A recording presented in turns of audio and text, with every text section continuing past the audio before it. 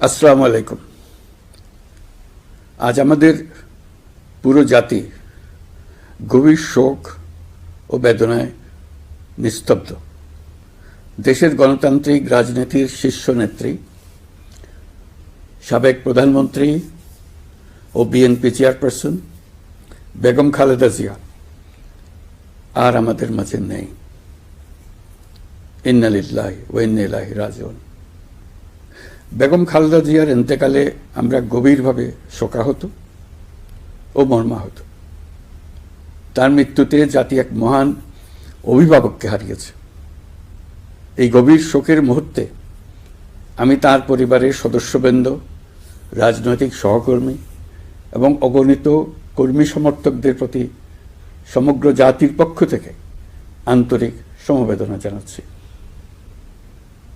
মহান আল্লাহর কাছে আমার প্রার্থনা, তিনি যেন আমাদের সবাইকে এই গভীর শোক কাটিয়ে ওঠার শক্তি দান করেন। বেগম খালেদা জিয়া ছিলেন বাংলাদেশের রাজনীতিতে এক পরম মহিমান্বিত ব্যক্তিত্ব।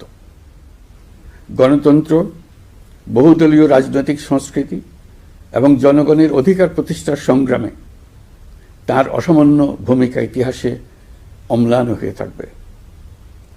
স্বৈরাচার ও ফ্যাসিবাদের বিরুদ্ধে তাঁর আপসহীন নেতৃত্ব বারবার জাতিকে গণতন্ত্রহীন পরিস্থিতি থেকে উত্তরণের পথ দেখিয়েছে এবং মুক্তির প্রেরণা জুগিয়েছে। দেশ ও জাতির প্রতি তাঁর সমুজ্জ্বল অবদান জাতি চিরকাল শ্রদ্ধার সাথে স্মরণ করবে।